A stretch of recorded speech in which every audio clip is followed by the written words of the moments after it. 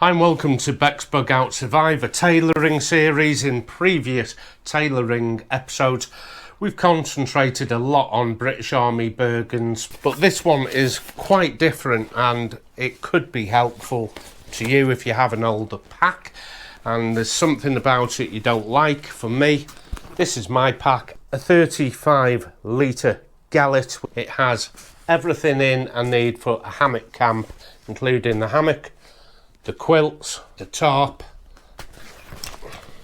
3 litres of water, fuel bottle, but I've never been keen on this solid state mesh, which is this type of mesh. As you can see, I've put a small repair there, it's worn out, I can put my finger through there and there is no stretch to it at all, hence 4-way stretch. A fabric where I can stretch it left to right in that axis, and also it stretches up and down in that axis. It is 4-way stretch. So now when it comes time to put this fuel bottle back in the net, it'll hold it a hell of a lot better. This has had its day, this mesh. So I'm thinking I'm going to cut out the existing mesh first, then get a sheet of paper or card. Once the mesh is removed, I can transfer and trace out a template. Now I thought the best way to remove would be some nail scissors, so I'm going to try some various nail scissors. This will allow me to work a lot neater, and I want to cut this out. I don't want to lose the shape of it. Remember, I'm using it as a template. I just want to run the scissors around there. Let's see if I have a sharper pair. That's why I showed you some different ones. That's better. And let's come in from the bottom. Now, to do this properly, and I do mean properly, would require you to open up the actual seam of the pack here, to unpick the stitches, pop the new material in, close up the 2 parts of the pack, and then sew it all back together. I won't be doing that, I can tell you that. What I'll be doing is just stitching straight through this existing seam. Now at the bottom of the pack is a little conundrum, because I have a pleat. I have 2 pleats, one here where my thumb is on the left, one here where my thumb is on the right.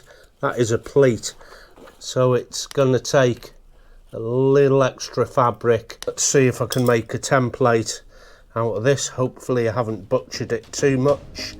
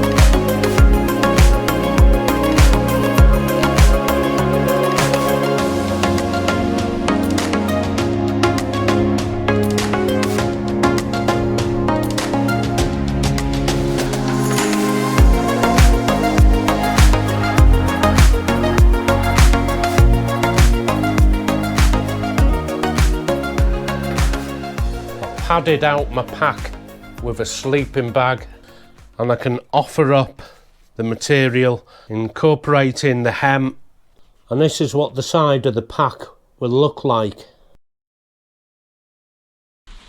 So last night I worked on the actual fabric itself. As you saw, I cut it out.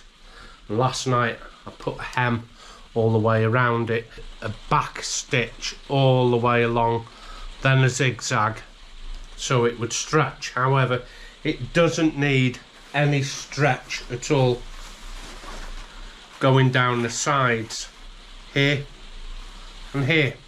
That is fixed. I would only need zigzag stitches if I don't want to rip the straight stitches. So I could get away with just a single run of tacking stitches. So I'm sewing about 1/4 of an inch from the edge here, but the pin is about right on the edge of the 1/2 inch, so I can sew about halfway where I folded, where this needle is. So provided I keep about 1/4 of an inch from the edge here, I can go in and out pretty quick. I'll just do a couple of stitches at a time, but you could load your needle with stitches. Pull the fabric because you don't want it puckering. Now on the way back down, what I'll be doing is filling in the voids that the needle leaves. Let's see if I can find one. It'll show it better on white material. So keeping 1/4 of an inch from this top fold, in, out, in, out. You can see I can move pretty quick like this, going past the safety pin. Keep stretching that because you don't want it puckering. Now none of this is going to be seen.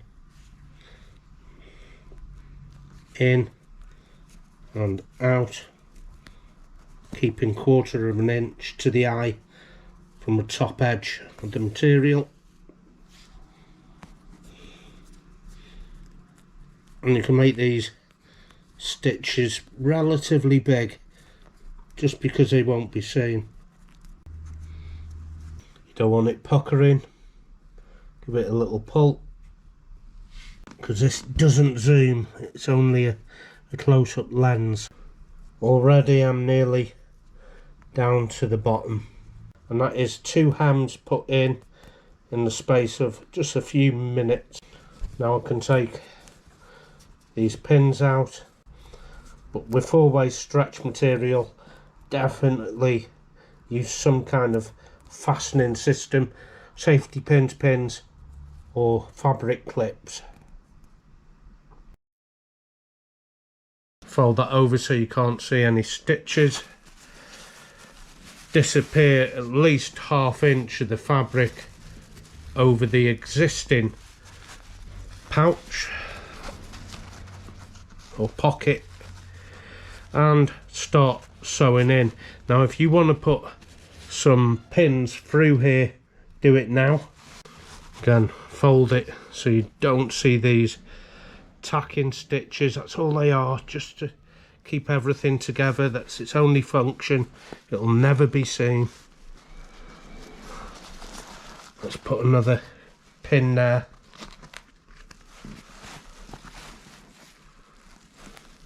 Double check I have enough fabric here at the bottom to tuck inside this existing pocket of the pack. When you're happy with it, start putting the blanket stitch in. Work from the bottom up to the top. Never start at the top and work your way down, because invariably it won't fit by the time you get to the bottom. But blanket stitches round one side, down the other. Now the bit at the bottom, and that wasn't hemmed, I'm going to have to put zigzag stitches just to finish that off, but we'll leave that to last.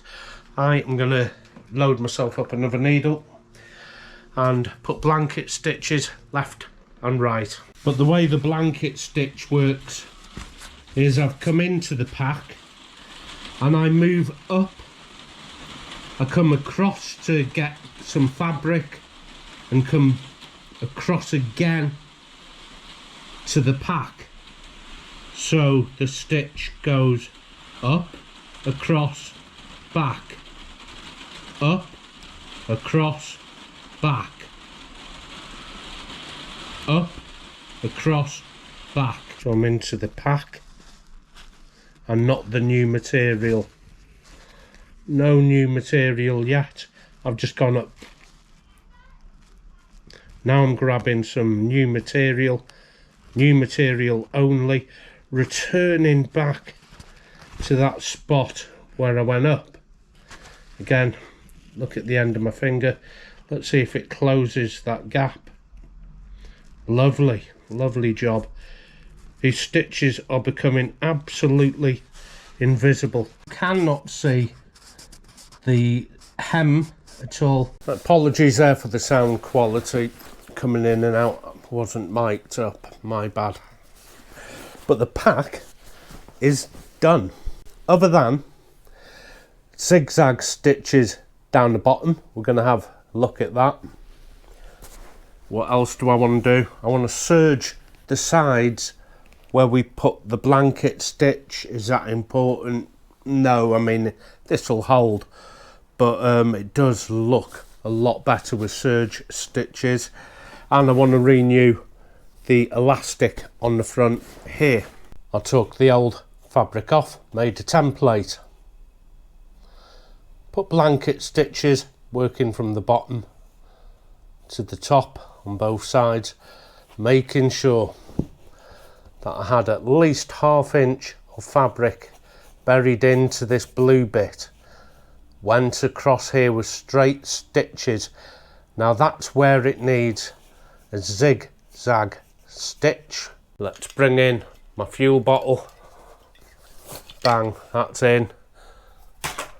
Let's bring a cup. Bring that in, put it next to it. That's in. Whatever it is you want to put in, it's going to work. And you can see I've got good elasticity on it there. Some freeze-dried food and a brew kit. Nice, lightweight, small. Let's see, 24 hours of eating and drinking. That has buried my food pack nicely. Let's try a water bottle. There is plenty of room. It's holding 1 litre bottle, nice and secure. If you want to leave it at that, you can. It's functional. I would put the zigzag stitches in at the bottom. Remember, on the sides it didn't need it because I haven't got any two-way stretch there. But I will have two-way stretch on this axis at the bottom when I put them bottles in and little bits and bobs. So to hold everything in place, you can use tacking stitches or pins, anything like that, and then zig up and down, and then zig up and down back. This is the bottom of the pack. I'm just going to turn it on its side so it's easier for me to work with, but remember, this is the bottom of the pack. Now, to connect the four-way stretch material to the existing nylon, I just put a row of straight stitches down there, and you can see it's holding nice.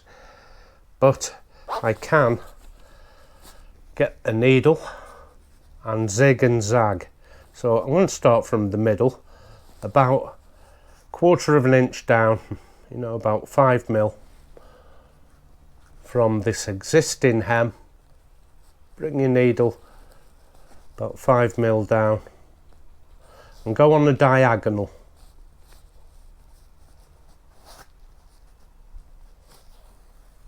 Like that. I'm going to leave some tail in my hand there and come back to that tail and back to the existing stitch there. I've got a zig, which is a 45 degree And again, we can use a cheat for this by putting all the zigs in first. Ow. Putting all the zigs in first, working in that direction, so putting all your diagonals in, and then coming the other way and zagging. So zigs going that way, zags coming back.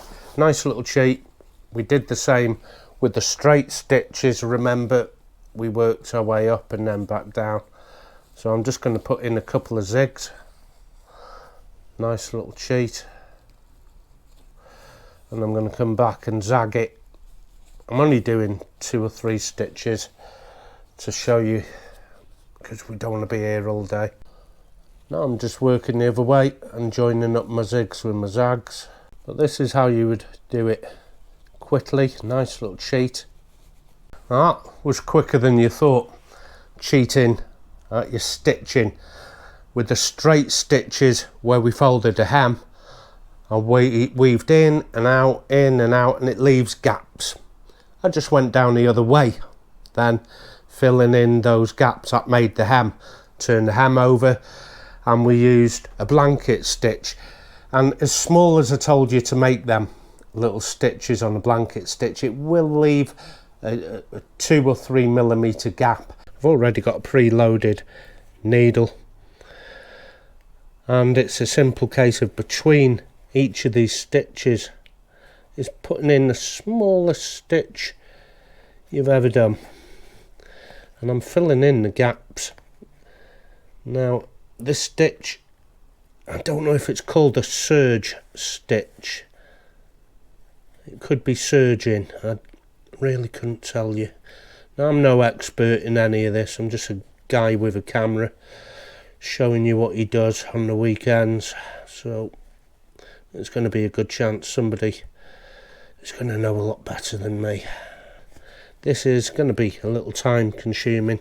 And before this loop closes, I push a loop onto this thread here and pull, and it is slowly filling in all these gaps between the stitches.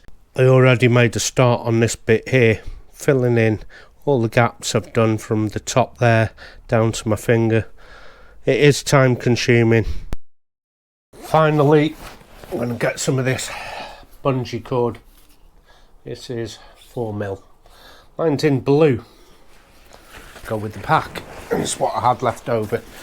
And this needs replacing here, the bungee cord down the front. Now my packet is worn out, absolutely bare thin there. I'm not going to take a chance of it breaking while I'm out. Let's carry on taking out the rest of that lacing. I could do with actually running it under some flame, but hopefully I can just nip these in. If I'm careful, I won't need to get a flame on that. Just corset fashion, like a shoelace or a corset. Get some equal lengths with that. That's equal, and a case of crisscrossing all the way down. It would be worth getting a bit of heat on that. It's already started to fray. Now, although it's a vintage pack, or at least a classic, 20 years or more, this is a pack I like, because I know there's going to be those in the comments, why don't you just get a new pack? I've got a new pack. I've got lots of packs. I have dozens of packs. I just like this one, and I want to salvage it because I like using it. Maybe you can comprehend that if you're in the same boat, you just have an old pack and you love it to bits. 1 in, 2 in, nice and easy. Level these up and tie an overhand knot in like that. That's all it needs.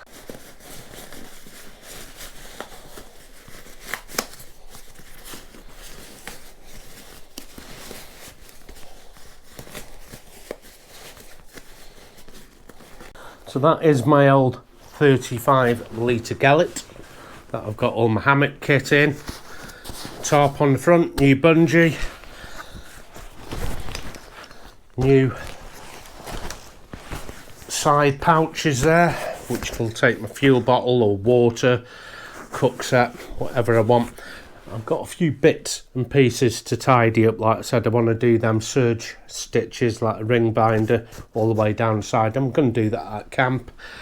I'm going to finish off putting the zigzags down the bottom. That needs finishing off, but you already know how to do that.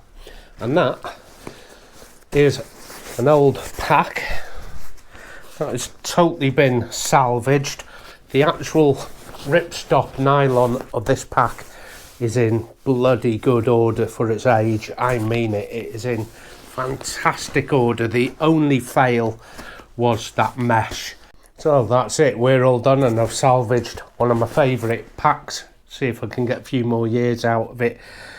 Next time when you come back, we're going to be looking at all the tricks and tips, not just with the actual pack itself, but putting yourself in the right mindset. So until next time, take care of yourself, and I'll see you out there.